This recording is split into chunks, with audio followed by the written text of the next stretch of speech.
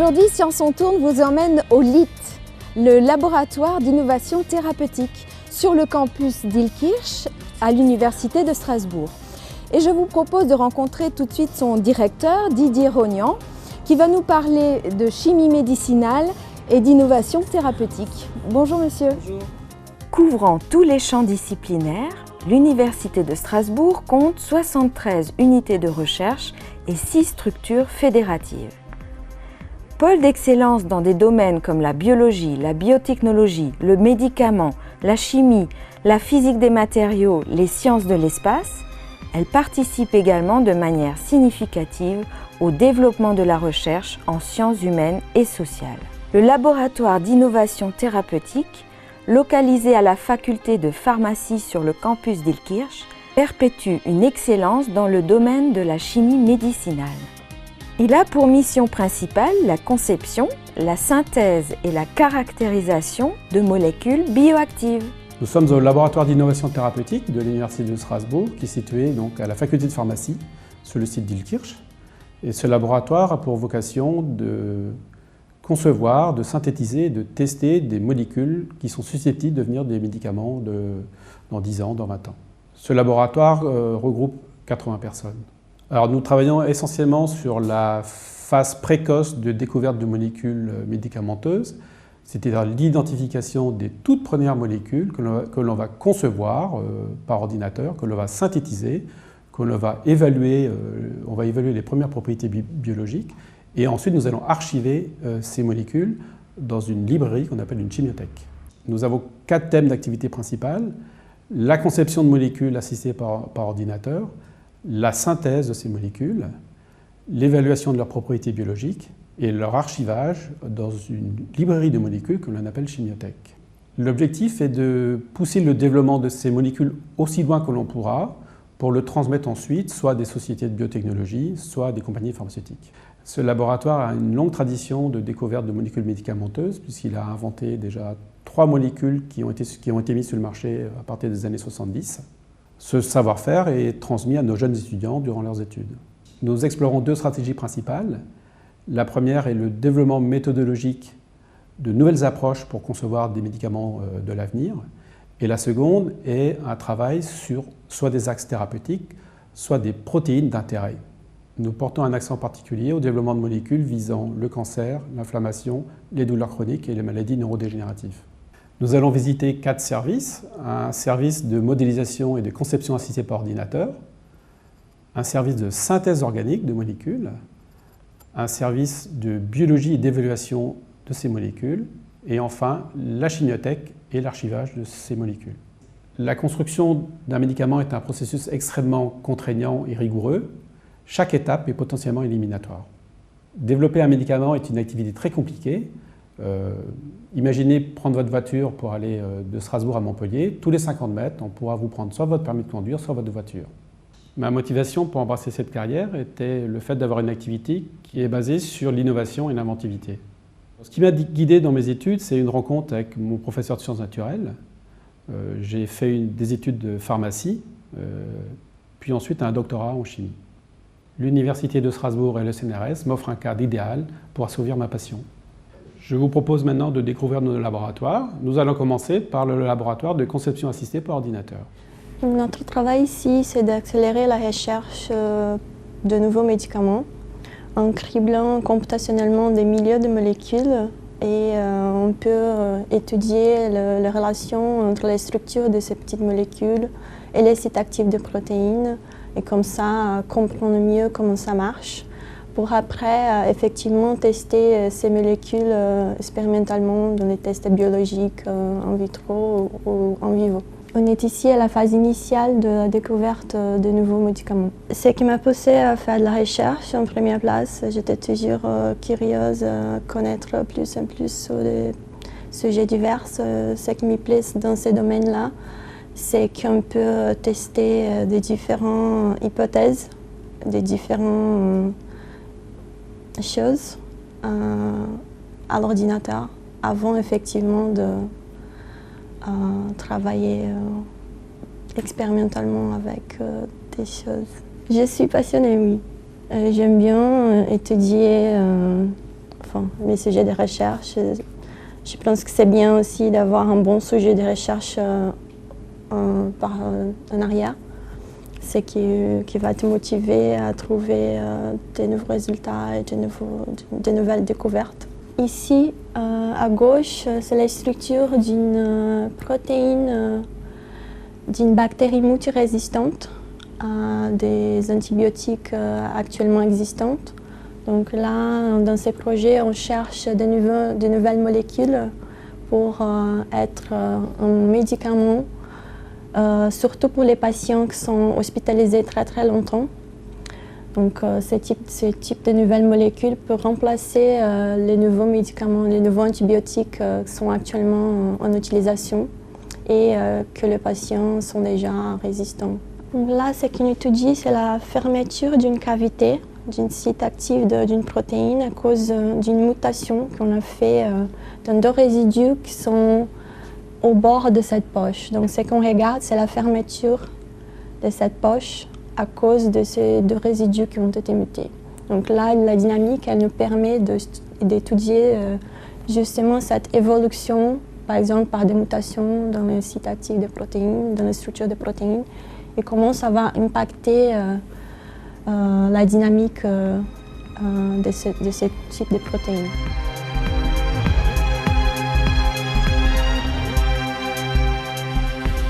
On s'intéresse également au criblage informatique de molécules, de très larges volumes de molécules. On peut tester informatiquement des millions de molécules pour repérer la petite centaine d'entre elles qui sont les plus complémentaires de notre protéine d'intérêt, les sélectionner, les synthétiser et les tester biologiquement.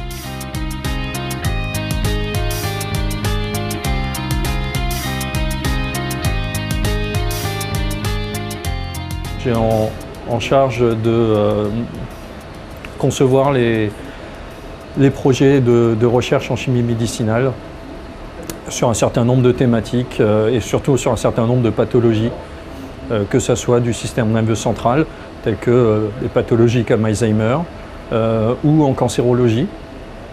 Et puis bien sûr, on essaye aussi d'adresser les maladies rares. Notre objectif est de fabriquer les molécules qui ont été dessinées sur l'ordinateur.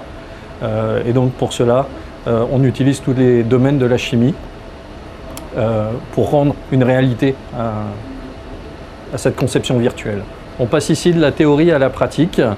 On assemble les petites briques moléculaires. C'est un peu comme dans de l'assemblage de Lego. Je suis en train de synthétiser une brique moléculaire et dans le cas présent, je suis en train d'évaporer les solvants pour récupérer une poudre à la fin qui est mon produit final et que je pourrais analyser et vérifier que c'est bien le produit que je comptais synthétiser au démarrage. Ce test s'inscrit dans une thématique de chimie écologique, puisqu'on évite aujourd'hui d'utiliser des solvants organiques et on privilégie l'eau pour faire cette synthèse dans un esprit de fabrication écologique des composés. Ici, dans ce labo, nous sommes entre 10 et 15 personnes, 2 chargés de recherche, des postdoctorants, des doctorants, et des stagiaires issus de l'université essentiellement ou des écoles d'ingénieurs. C'est extrêmement passionnant puisqu'on part d'une page souvent vierge. Comme il faut construire les molécules, donc il y a un aspect très pratique. On réalise la construction des molécules et il y a également tout un aspect théorique, conception qu'il faut avoir. Donc il y a un côté virtuel, un côté très pratique. C'est l'avantage de la chimie. On est vraiment à l'interface entre le design et la fabrication. Nous sommes la première étape vers la conception d'un médicament. Tout part d'ici, tout part de ce petit ballon et ça va mettre 10 ans, 15 ans, des fois 20 ans pour arriver jusqu'au médicament. Ma motivation à la base était d'amener ma modeste contribution au plan santé, on va dire, de la planète en essayant de traiter des pathologies qu'on n'arrivait pas à traiter avant. Et j'ai démarré pour l'exemple sur la maladie d'Alzheimer il y a une vingtaine d'années maintenant. Les personnels du laboratoire rentrent au niveau Bac+5 quand ils démarrent leur thèse ou à Bac+8 en tant que postdoctorants, mais nous recrutons également à plus bas niveau comme les Master 1, Master 2 pour des postes d'ingénieurs d'études. C'est un métier qui s'adresse autant aux hommes qu'aux femmes et d'ailleurs en ce moment au laboratoire nous avons un petit peu plus de femmes que d'hommes.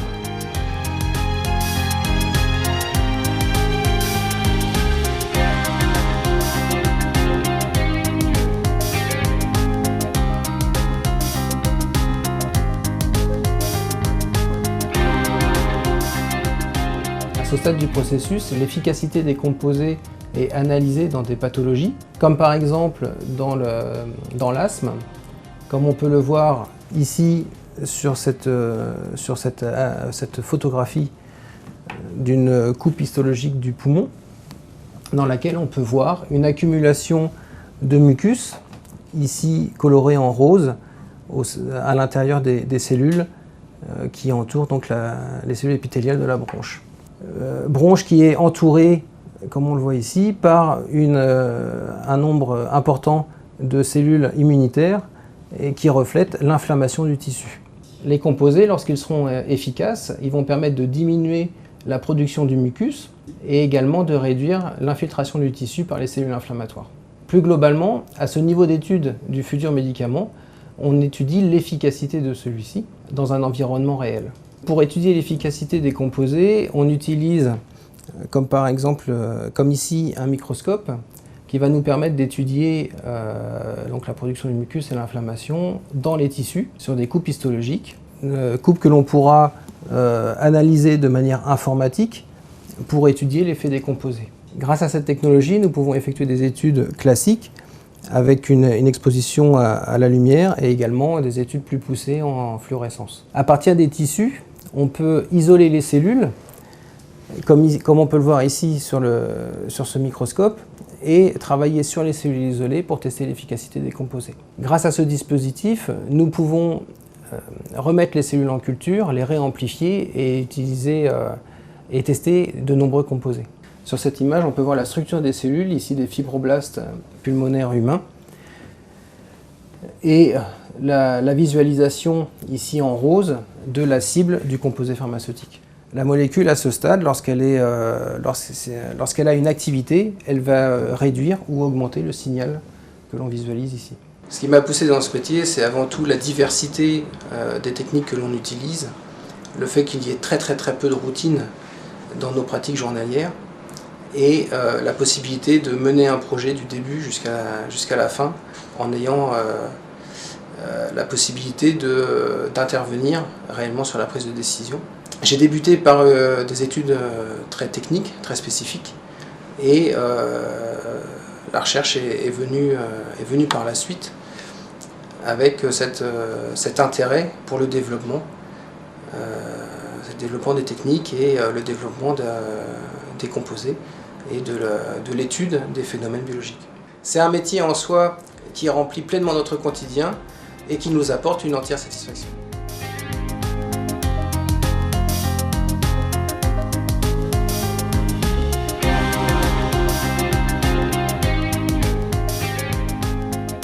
Là, on change le milieu de culture des cellules tous les 2-3 jours dans des flasques dans lesquelles on les cultive pour avoir de nouveaux milieux.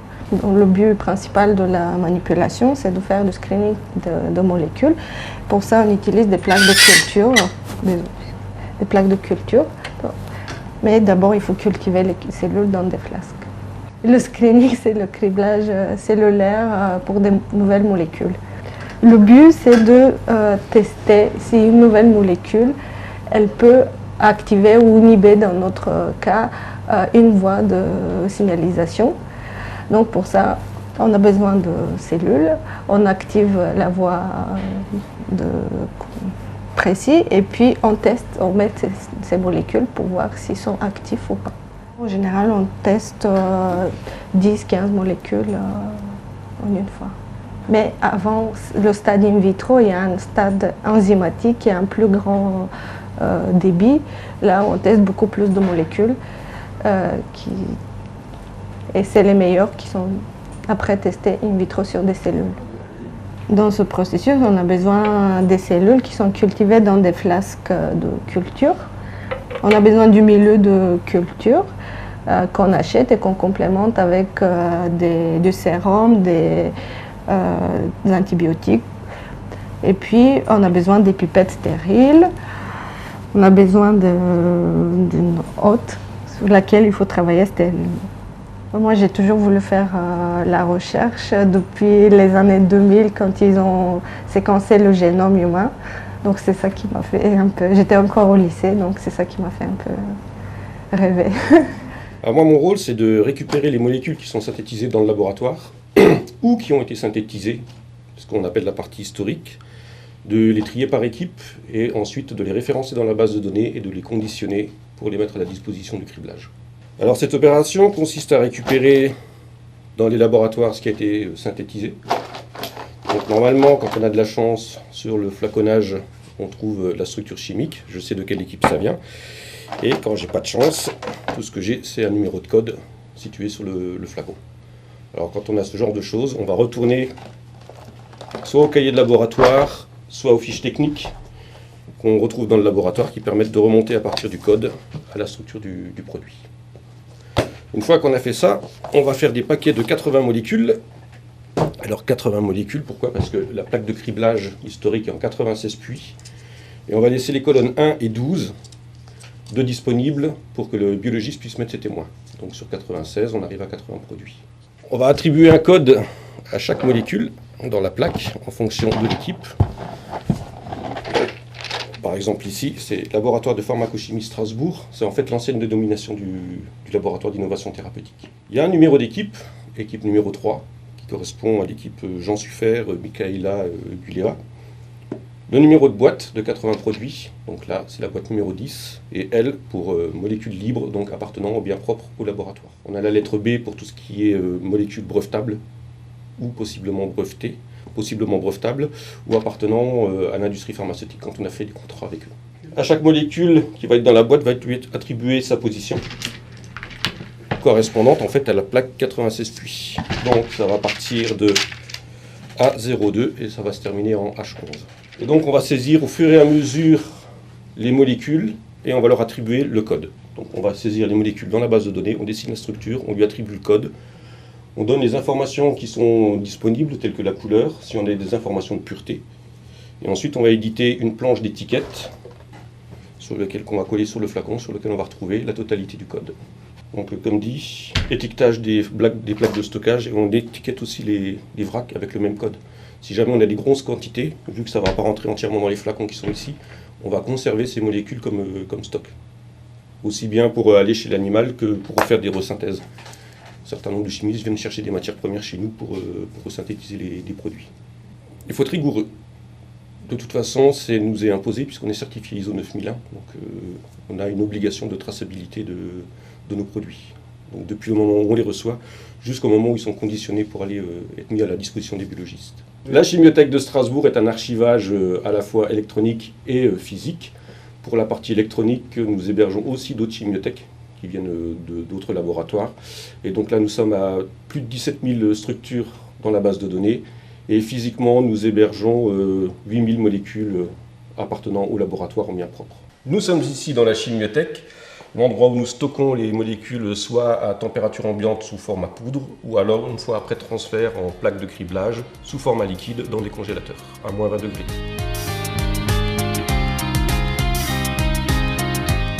À ce stade du processus, nous testons les molécules synthétisées par les chimistes sur des modèles biologiques afin de trouver des composés actifs qui seront les futurs candidats médicaments.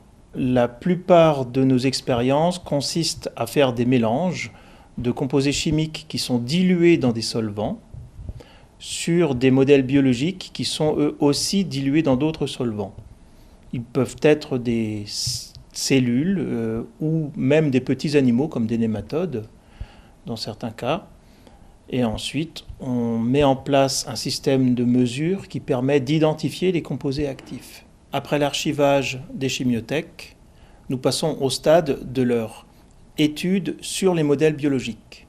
Donc nous allons tester ces molécules archivées sur les modèles biologiques pour trouver des composés actifs qui deviendront les futurs médicaments.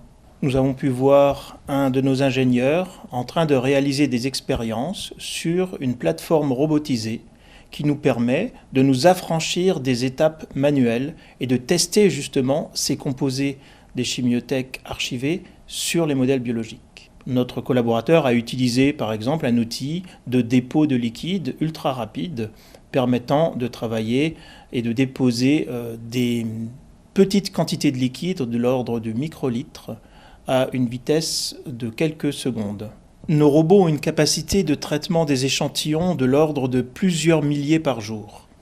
Par exemple, un opérateur classique, manuellement, pourra traiter une dizaine d'échantillons chaque jour, alors que nos robots pourront en tester de 10 à 20, voire jusqu'à 100 000 par jour.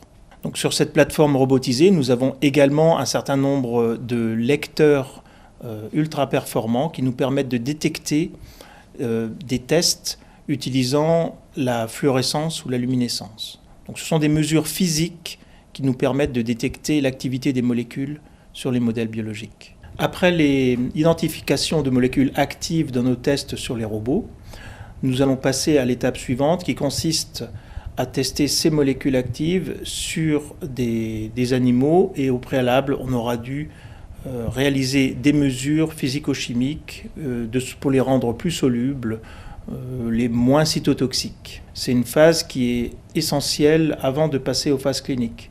Donc, sur la plateforme, on a l'opportunité de réaliser un certain nombre de tests qui sont faits également dans l'industrie pharmaceutique et qui sont indispensables avant de passer à la phase clinique. Car il est impossible de passer aujourd'hui de la molécule qui sort de nos tests biologiques directement à la clinique. On ne peut pas demander aux êtres humains aujourd'hui de tester ces molécules, et la phase de test sur animaux, on ne peut pas s'en affranchir. Il n'existe pas à ce jour de test in vitro qui mime parfaitement le test sur animal. Ça, c'est un point très important qu'il faut souligner, même si on peut voir dans la presse ou certaines associations qui militent contre le traitement sur les animaux. Il faut savoir qu'aujourd'hui, on ne peut pas s'en affranchir, même si on cherche ardemment à remplacer les tests sur animaux par des tests sur cellules ou sur organoïdes. Avant de pouvoir tester les molécules actives sur des modèles animaux ou des modèles plus physiologiques, il faut pouvoir les sélectionner, et c'est exactement ce que nous faisons. Donc, de notre tri d'un grand nombre de molécules potentiellement actives, on va en sélectionner quelques-unes qui passeront la phase suivante et qui seront testées sur ces modèles animaux physiologiques plus particuliers. Alors j'espère que cette visite vous a plu. Je vous donne rendez-vous pour vos questions tout de suite en direct.